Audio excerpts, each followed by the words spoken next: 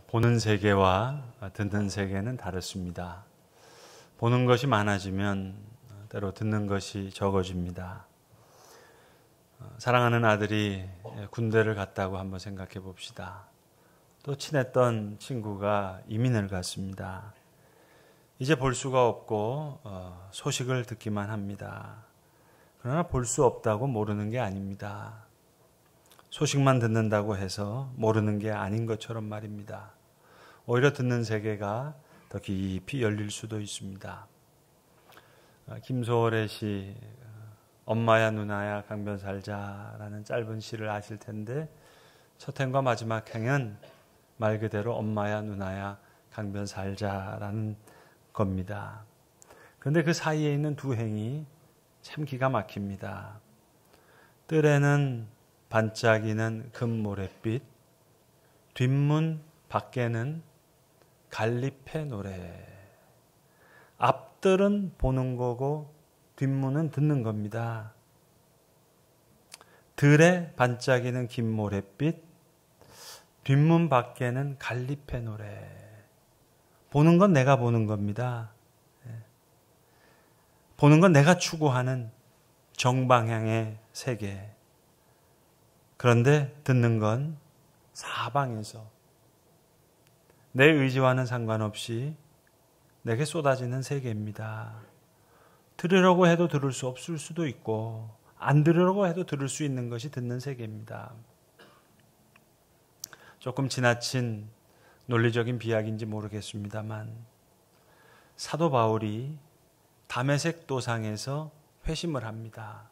변화를 받습니다. 어떤 변화였습니까? 보지 못하고 듣게 되잖아요. 보던 사람이 듣는 사람이 됩니다. 자기 눈으로 보던 세계에서 하나님의 음성을 듣는 세계로 들어갑니다. 초등학교 음악 시간에 예전에 불렸던 동요 중에 아빠하고 나하고 만든 꽃밭에라는 그 꽃밭에서라는 동요를 아시죠? 아빠하고 나하고 만든 꽃밭에 채송화도 봉숭아도 한창입니다. 아빠하고 딸하고 재밌게 뛰어노는 노랫말인 줄 알았는데 저도 최근에 알았습니다.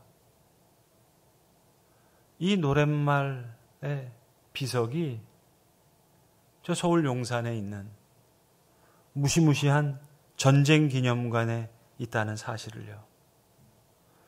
여러분, 아빠하고 딸하고 꽃밭에서 신나게 뛰어노는 노랫말 시비를 왜 무시무시한 전쟁 기념관에 세워놓았을까요?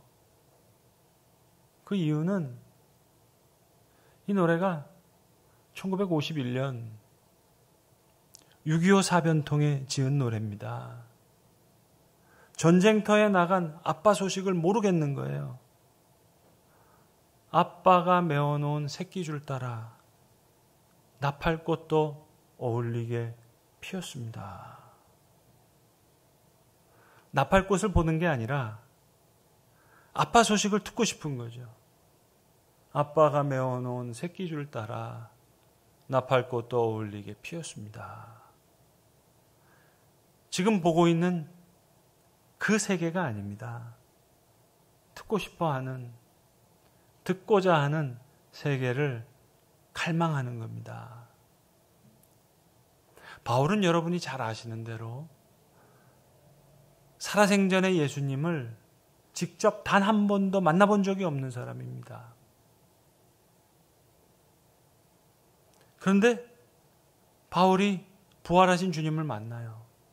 바울이 그리스도를 발견한 것이 아니라 그리스도께서 바울을 찾아오셨습니다. 아주 창조적인 방법으로, 강권적인 방법으로, 아주 일방적인 방법으로 그리스도께서 바울을 찾아 만나 주신 거예요. 사울아, 사울아, 어찌하여 너가 나를 핍박하느냐. 특별히 바울이 가는 길을 가로막고 그리고 그를 만나 주셨습니다. 이런 바울은 바울 나름대로 바라보는 세계가 있었던 사람입니다. 나름대로의 철학도 있고 나름대로의 생각도 있고 거기에 걸맞는 사명감도 있고 거기에 걸맞는 소신이 있는 사람이에요. 그래서 어떻게 해야 할지, 어떤 일이 옳은 것인지 그 소신을 가지고 지금 다메섹을 향해서 먼 길을 가는 사람입니다. 스데반을 죽이는 일에도 함께했고, 그리고 예수님 추종하는 사람들을 이제 몽땅 잡아다가 없애버려야 되겠다, 그 생각을 하고 있는 거예요. 그래서 예루살렘에서부터 먼 길 다메섹까지를 갑니다. 사내들인 공회로부터, 바울은 당시에 고위 관료였으니까 이제 공문을 받아가지고 체포령을 받아가지고 당당하게 가는 길이에요. 자기 나름대로는 지금 이스라엘을 위하여, 유대교를 위하여, 하나님을 위하여, 율법을 위하여입니다.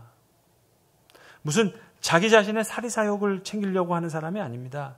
율법을 고수하기 위해서 이런 사람은 용납해서는 안 된다 생각하고 지금 사명을 가지고 가는 길입니다. 이게 그가 바라보는 세계입니다. 그런데 주님께서 그 길을 막으시고 큰 빛으로 눈을 멀게 하시고 가는 길을 정지시키시고 그를 개별적으로, 개인적으로 부르시고 그를 만나주시는 거예요. 사울아, 사울아, 내가 예수다. 보던 사람이 듣는 사람이 됩니다. 보는 건 내가 보는 거죠. 보는 건 내가 추구하는 세계. 근데 듣는 건 사방에서 내 의지와 상관없이 내게 쏟아져 내려오는 세계입니다. 그래서 바울이 들으려고 하는 거예요. 보려고 하지 않습니다. 오늘 우리가 갈라디아서 1장을 읽었는데 지금 바울이 자신의 부르심, 자신의 소명, 그걸 이야기하고 있는 장면이에요. 우리가 18절부터 읽었는데 16절 이하에 보시는 대로 그의 아들을 이방에 전하기 위해서 내 속에 나타내기를 기뻐하셨을 때에 내가 곧 혈육과 의논하지 않고 또 나보다 먼저 사도된 자들을 만나려고 예루살렘으로 가지 아니하고, 예루살렘은 자기가 익숙한 동네예요. 자기가 늘 보던 세계가 있었던 그 세계예요. 근데 예루살렘으로 가지 아니하고 아라비아로 갔다가 내가 다메섹으로 돌아갔노라. 아라비아에서 주의 말씀을 듣는 거예요. 그동안 자기가 바라봤던 예루살렘에서 자기가 보던 바, 자기가 추구하던 바를 바꾸는 시간이에요. 교정하는 시간이에요. 그 전까지만 하더라도 율법에 의해서 나무에 달린 자는 저주받은 자라고 생각했는데 부활하신 주님이 나타난 거예요. 그러니까 그동안 자기가 가지고 있던 성경, 지식, 그 생각들이 다 뒤바뀌게 되는 겁니다. 그래서 오늘 이어지는 오늘 본문의 말씀이 기록되어 있습니다. 그 후 3년 만에 내가 게바를 방문하려고, 베드로를 만나려고 예루살렘에 올라가서 그와 함께 보름 동안 15일을 머무는 동안 주의 형제 야고보 외에는 다른 사도들을 보지 못하였노라. 그러면서 부연해서 얘기합니다. 내가 너희에게 쓰는 말은 하나님 앞에서 거짓말이 아니로다. 그리고 그 후에 내가 수리아와 길리기아를 다녀서 내가 복음을 전했다. 내가 길리기아와 수리아에 이르렀을 때에도 그리스도 안에 있는 유대의 교회들이 나를 얼굴로는 알지 못하고 다만 우리를 박해하던 자가 전에 멸하려던 그 믿음을 지금 전한다 함을 듣고, 자, 보지 못했지만 충분합니다. 듣기만 해도 충분합니다. 전에 멸하려던 그 믿음을 지금 전한다 함을 듣고 나로 말미암아 하나님께 영광을 돌리니라. 지난 2월 달에 세상을 떠나셔서 고인이 되신 이어령 선생님이 책이 최근 출간되었는데, 이 기독교 신앙인이 되신 이 고인이 지금 교회가 무슨 일을 해야 될까 하는 것을 강연하신 내용을 책으로 출간했는데 아주 짧은 책입니다. 근데 책 제목이 매우 의미심장합니다. 세 동사로 되어 있는데요. 먹다, 듣다, 걷다. 책 제목이에요. 그러니까 기독교 진리는 정물이 아니라 이게 움직이는 것인데, 교회는 그동안 빛, 소금, 영생, 명사로 생각하다 보니까 혹시 믿음이 정적이 된 것이 아닌가. 먹다, 듣다, 걷다 같은 모든 생명체에 적용될 수 있는 구체적이고 실질적인 역동성을 얻어야 되는 것. 이게 믿음 아니겠는가. 그런 생각을 담은 책이에요. 여러분, 먹는 거 얘기하니까 한국 사람 먹는 거 참 좋아하잖아요. 축구 경기에서도 다른 나라들은 실점했다 그러는데 우리는 골을 먹었다 그러잖아요. 수학 시간에 초등학교 학생한테 선생님이 수학을 가르치면서 야, 사과가 10개 있는데 3개를 먹었는데 몇 개가 남았냐 그랬더니 야, 자꾸만 3개라 그러더래요. 야, 머리를 쥐어가면 야, 7개가 남은 거지 왜 3개가 남았냐 그랬더니 우리 엄마가 먹은 게 남는 거라 그래가지고 3개라 그랬다. 여러분, 한국 사람만 먹는 게 좋아하는 게 아니고요. 성경도 처음서부터 끝까지 먹는 얘기입니다. 창세기에 선악과 따먹는 얘기서부터 예수님의 최후 만찬까지. 신앙은 먹다, 듣다, 걷다 같은 동사로 이해해야 된다. 그렇죠. 부활하신 주님도 사도 바울에게 나타나셔서 그로 듣게 하시고 새로운 영의 양식을 먹이시고 그가 생각해 보지 못했던 새로운 사명의 길을 걷게 하시는 거예요. 듣고 먹고 걷는. 우리 지난 부활주일부터 우리 성가대가 다시 서고 또 교회에서 떡도 나누고 또 주중 성경 공부반에서 이제 대면으로 진행하다 보니까 오랫동안 뵙지 못했던 교우들 서로 만나니까 너무 반갑잖아요. 그런데 동시에 전 교인들을 보지 못했던 지난 시간들, 오랜 시간이죠. 너무 소중하게 보냈어요. 아마 교우들도 마찬가지였겠죠. 오늘 바울도 3년 동안 아라비아에 있을 때 예루살렘 교회에 가지 않았죠. 그 사도들 만나지 못했지만 그건 오히려 예루살렘에서 그가 보던 세계가 교정되는 시간이에요. 자기가 추구했던, 자기가 보던 그 세계를 부활하신 주님께서 막으시고 하나님은 새롭게 듣게 하시고 또 먹이시고 걷게 하시는, 그러니까 바울에게도 우리에게도 이 시간을 통해서, 그래서 바울이 그의 인생의 제3막이 열립니다. 그러고 보면 우리도 역시 3단계의 생을 거쳐서 사는 것 같아요. 첫 번째는 아무것도 모르는 무지의 단계입니다. 우리 생을 모르고 출발했잖아요. 내가 세상에 태어날 때 부모가 누군지를 알았습니까? 출생지가 누군지를 알았습니까? 아무것도 모르고 태어났잖아요. 그냥 낳아주셨으니까 태어난 거지. 그뿐이잖아요. 어떤 선택도 내가 없었어요. 내가 이런 아버지를 택하겠다, 저런 어머니를 택하겠다, 내가 정한 게 아니잖아요. 그렇게 낳아주셨으니까 내가 태어난 거지. 이런 환경, 저런 환경, 내가 정한 게 아니잖아요. 눈, 코, 입, 내가 이렇게 생각해야 되겠다. 내 키는 이래야 되겠다. 내가 정한 게 아무것도 없잖아요. 철학자 하이데거의 말처럼 던져진 생처럼 출발했어요. 던져진 생을 살았어요. 그런데 그 다음 2막은 이제 알면서 행하는 시간이 있어요. 어떨 때는 부득이 따라야 하는 단계도 있어요. 여러분, 요즘 똑똑한 아이들은요, 부모가 자꾸 이래라 저래라 잔소리 하니까 속으로 그런데요. 조금만 참자. 크면 집 나갈 텐데. 예? 그러니까 그냥 얻어먹을 동안은 참자. 그래서 중얼중얼 하면서 차려주는 대로 먹고 입혀준 대로 입자. 그 생각한대요, 여러분. 모세도 한번 생각해 보세요. 처음 40년 동안은 자기도 모르게 왕자처럼 궁전에서 살았잖아요. 그리고 그 다음 40년 동안 미디안에서 목자 생활을 했잖아요. 그건 모세가 원했던 생이 아니에요. 원치 않았던 생이었어요. 자기가 하려고 뭐 이렇게 하다가 사람도 죽이고 해서 이렇게 왔죠. 그러나 원치 않은 생이었어요. 그저 먹고 살아야 하니까 양을 칠 수밖에 없었어요. 이런 바울도 나름 자기 주도적인 생활을 한 사람이죠. 오늘 보면 바로 전에 갈라디아서 1장에서 바울이 이렇게 얘기합니다. 내가 이전에 유대교회에 있을 때 행한 일을 너희가 들었거니와 하나님의 교회를 심히 박해하여 멸하고 내가 내 동족 중 여러 영갑자보다 유대교를 지나치게 믿어 내 조상의 전통에 대하여 더욱 열심히 있었으나 자기가 산 거예요. 그렇게 열심히 산 거예요. 자기도 저독으로 살았다 생각했는데 자기도 모르게 그만 끌려서 살았어요. 그러다가 주님을 만나는 거예요. 길게 만난 것도 아니에요. 담에서 길 한복판에서 만난 거예요.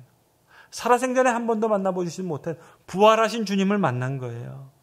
바울이 예수를 만난 순간, 모세가 떨기나무 앞에서 하나님을 만난 순간, 과거의 생이 전부 새로운 의미를 가집니다.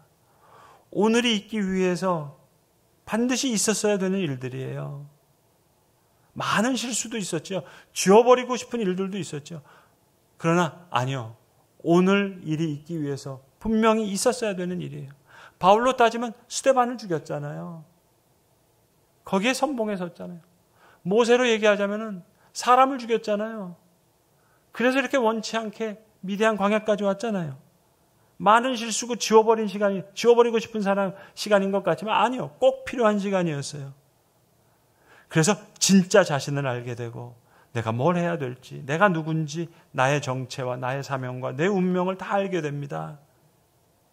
그동안 내가 보았던 세계가 아니에요. 그래서 갈라디아서 1장에서 바울이 얘기하잖아요. 내 어머니의 태로부터 나를 택정하시고 그의 은혜로 나를 부르시니가 그의 아들을 이방에 전하기 위해서 그를 내 속에 나타내시길 기뻐하셨을 때에 그렇게 얘기합니다. 사도행전에 보시면 바울이 다메섹 도상에서 주님 만난 장면을 세 군데에서 기록하고 있는데요. 처음 나오는 9장은 그건 누가가 기록한 거예요. 누가가 다메섹으로 바울이 가다가 이런 일이 있었습니다 라고 기록한 내용이고, 나머지 두 군데는 22장과 26장은 바울이 직접 설교하는 중에 내가 다메섹으로 가는 도상에서 이런 일을 경험했습니다. 바울이 직접 얘기하는 거예요. 근데 22장과 26장에서 바울이 이걸 뭐라고 얘기하는 거 아니? 내가 엄청난 환상을 봤습니다.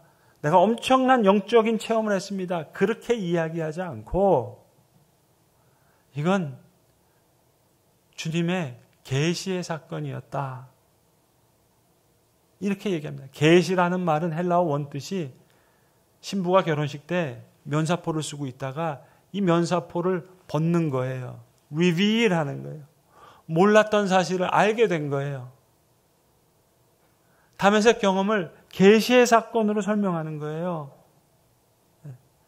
내 길을 가로막고 서서 만나 주신 거예요. 내 추구하던 바, 내가 보는 바를 막으시고 너가 나를 핍박하는구나 말씀하시고 다시 말씀하시는 거예요.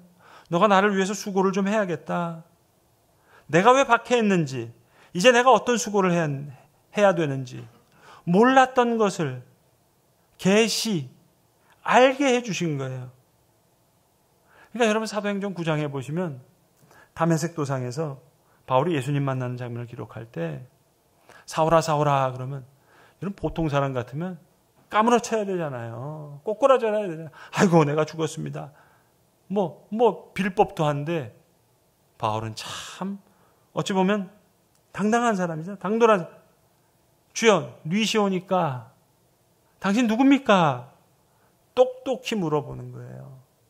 이게 계시예요, 여러분. 몽롱해지는 게 아니라 똑똑해지는 거예요. 분명하게 드러나는 거예요.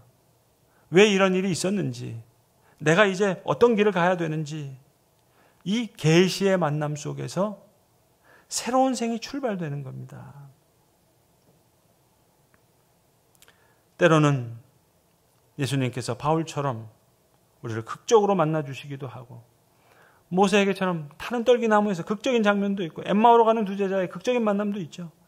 근데 성경은 전혀 반대로 예수님을 만난 장면도 많아요. 사도행전 9장에는 바울이 그렇게 드라마틱하게 주님을 만나지만 그 바로 앞장에 있는 사도행전 8장에서는요.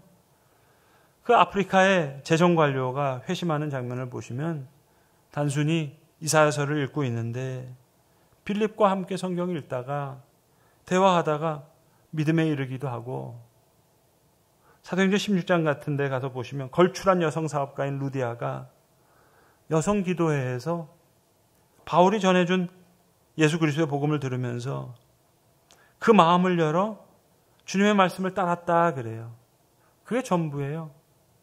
어떤 큰 기적이나 광채나 환상은 없고 그냥 대화뿐이에요. 그런데 하나님께서는 꼭 필요한 방법대로 하나님 사람을 만나주세요.